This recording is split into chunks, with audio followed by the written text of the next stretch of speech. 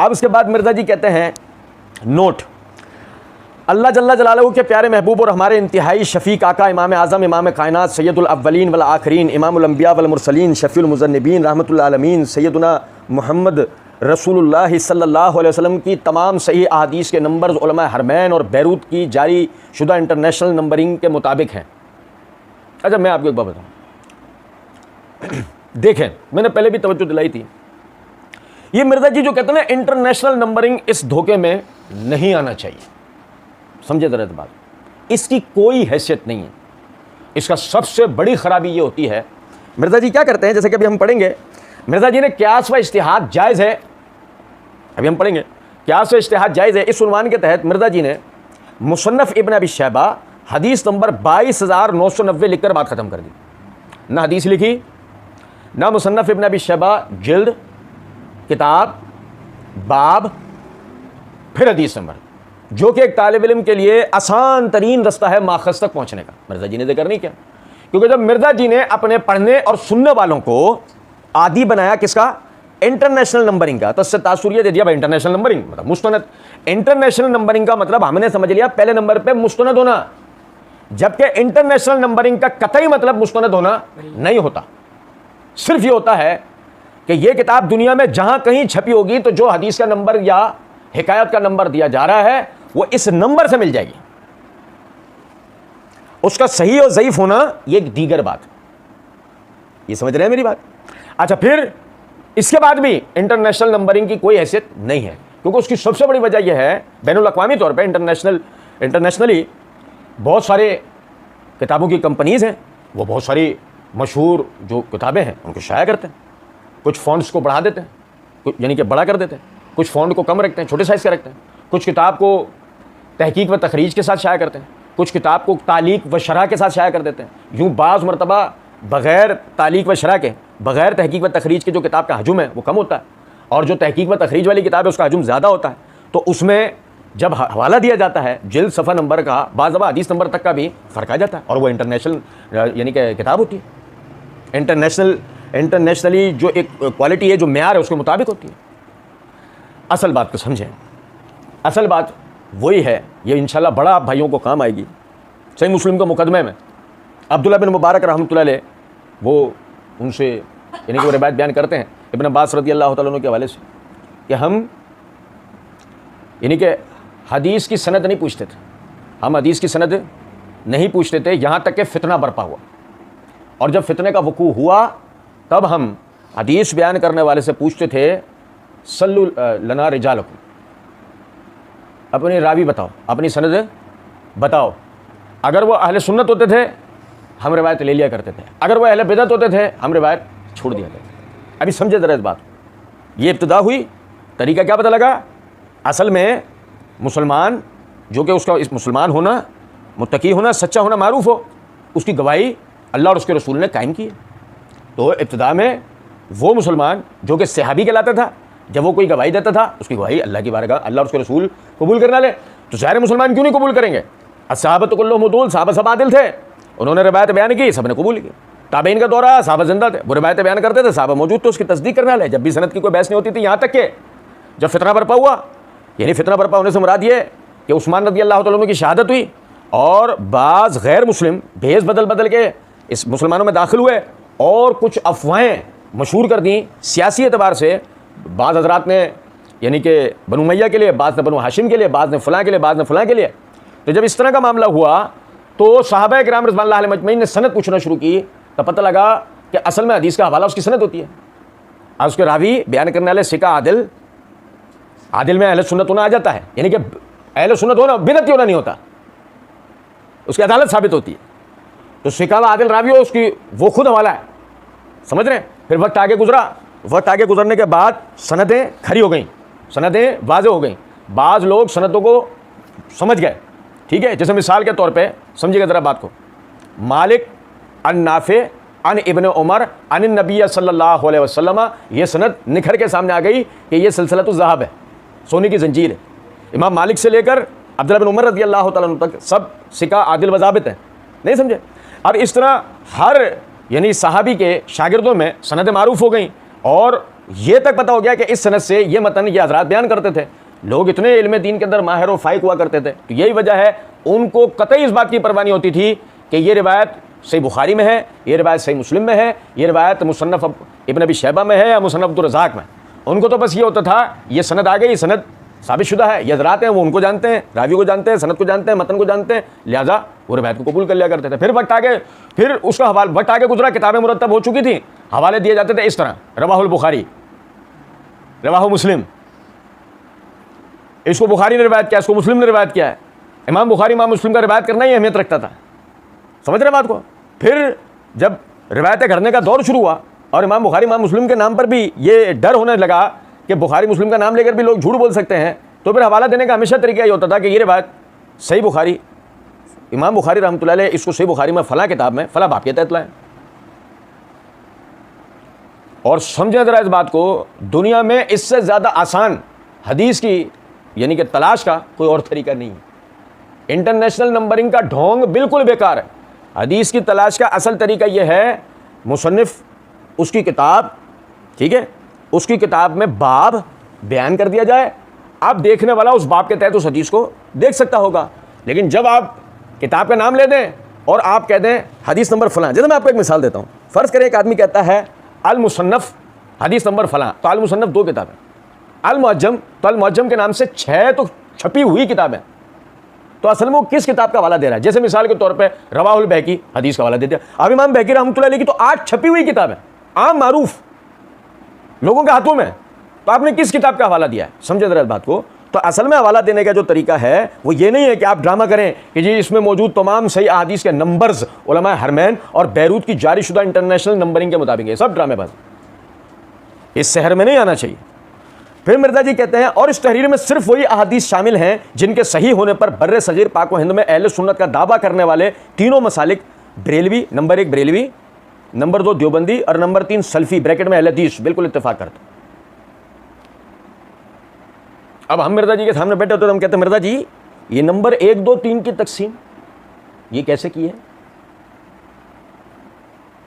अहले सुन्नत का दावा करने वाले तीनों मसालिक में जो आपने number 1 Barelvi, number 2 Deobandi, number 3 सल्फी bracket में अहले हदीस बिल्कुल इत्तेफाक है। ये 3 पे अहले हदीस को रखा है, 2 पे देवबंदी, नंबर 1 पे बरेलवी को रखा है, बिल्कुल सही, ज़बरदस्त, बिल्कुल सही है तरतीब, दलील अपने तौर पे है। बड़ा है वार्ड बांट रहा तू, पहले पे फलां, दूसरे पे फलां, तीसरे पे फलां। चल, अहले सुन्नत का दावा करने वाले से मुराद ये है कि तीनों ही दावा करते हैं, तीनों का अहले सुन्नत होना साबित नहीं है, वरना मिर्जा जी एक का नाम अहले सुन्नत बयान करता है। जिसको मिर्जा जी अहले सुन्नत समझते हैं उसका नाम जिक्र करते हैं। मिर्जा जी की नज़र में तीनों अहले सुन्नत नहीं है। मिर्जा जी की नज़र में अहले सुन्नत कौन होगा? www.ahlesunnatpak.pk यानी मिर्जा जी की वेबसाइट, लेकिन हम मुस्लिम हैं, फ़िरका वराना नामूस पाक।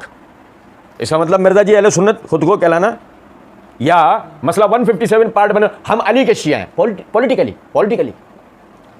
तो मिर्जा जी असल में क्या है? शिया। और या उस तरह इनके बड़ों ने हमारे बड़ों को राफ़ज़ी कह रखा है, तो ये तो एक सर्टिफिकेट है। इसका मतलब मिर्जा जी अपना राफ़ज़ी होना भी बाज़ जगह मान लेते हैं कि इसमें कोई मसला नहीं, ठीक। अच्छा फिर जो मिर्जा जी ने कहा कि ये जो हमने रिवायतें दर्ज की हैं इसके ऊपर तीनों मसालिक बरेलवी, देवबंदी, अहले हदीस बिल्कुल इत्तेफाक करते हैं। ये इत्तेफाक किधर से करें कि इसमें मौजूद रिवायत पर, क्योंकि पढ़ने वाले को क्या तासुर हुआ, भाई तीनों इस पर इत्तेफाक करते हैं, तीनों इस पर इत्तेफाक।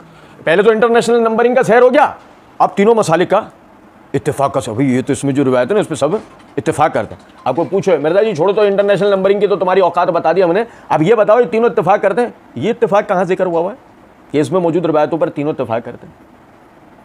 बहस का हमारे नुक्ता नहीं है। किसी सहूलतकार को परेशानी हुई तो हम उसकी परेशानी ऐसी दूर करेंगे कि वो सारी उम्र याद रखेगा, लेकिन सरदर सिर्फ इशारा दे रहे हैं कि ये जो है, ये जो इसमें मौजूद जो रिवायतें हैं उस पर सारे तीनों मसालिक का इत्तेफाक है। ये इत्तेफाक कहाँ जिक्र है? ऐसी तरह नाम ही बता दो किताब का। हाँ, बस एक आखिरी बात बता के बात खत्म कर रहा हूँ। एक तरफ तो ये था ना मिर्जा जी का, एक तरफ ये चेहरा था, अब एक मिर्जा जी का दूसरा चेहरा भी ज़रा मुलाहिजा करें।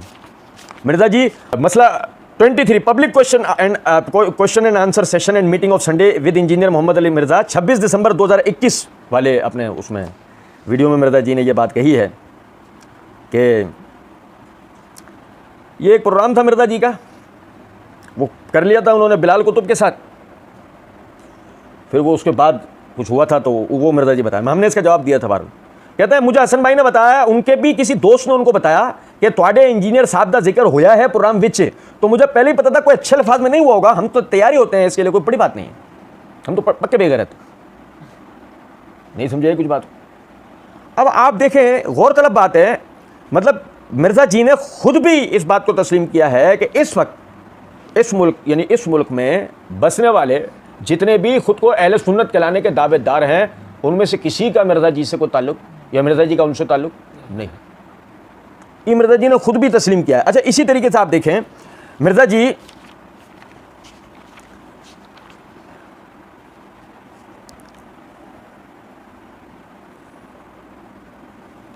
मसला number 175 A part 100 questions on उलमा एंड सेक्स इश्यूज के अंदर कहते हैं ये रिवायत बुखारी में है लेकिन ज़ईफ़ है।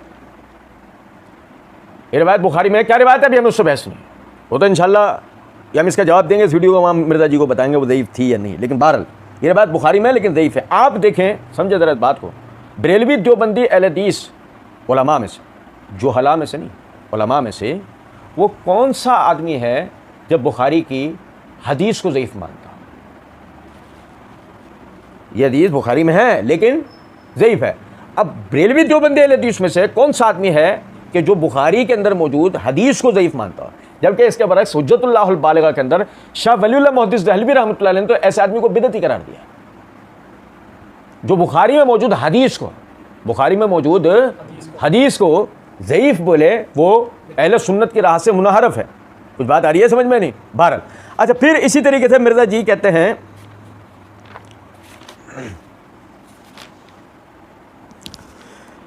सुन्नी और शिया की नमाज के तरीके में कोई फ़र्क नहीं है सिवाय हनफी भाइयों के तरीके के 23 मार्च 2016 की अपलोडेड अपनी वीडियो में।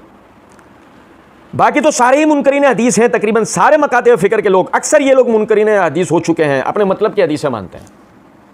समझे बात को? नहीं, मिर्ज़ा जी ने अपने पम्फलेट को लोगों की नज़रों में चमकाने के लिए, यकीन दिलाने के लिए क्या कह दिया, मैंने जो हदीसें जिक्र की हैं उसको तीनों मसालिक के लोग मानते हैं। जबकि मिर्ज़ा जी ने 23 मार्च 2016 यानी कि 2015 के एक साल बाद के अपने अपलोडेड क्लिप के अंदर ये बात कह रखी है, बाकी तो सारे ही मुनकरीन हदीस हो चुके हैं। सारे मकाते फ़िक्र के लोग, नाम लेकर मिर्ज़ा जी ने कहा है, सारे मकाते फ़िक्र के लोग मुनकरीन हदीस हो चुके हैं, अपने मतलब की हदीसें मानते हैं। समझे? तो मिर्ज़ा जी के इस तासुर में बिल्कुल भी नहीं आना चाहिए जो मिर्ज़ा जी तासुर देते हैं। मैं जो रिवायतें बयान कर रहा हूँ उसमें सबका इत्तेफाक है, नहीं, ऐसा कुछ भी नहीं।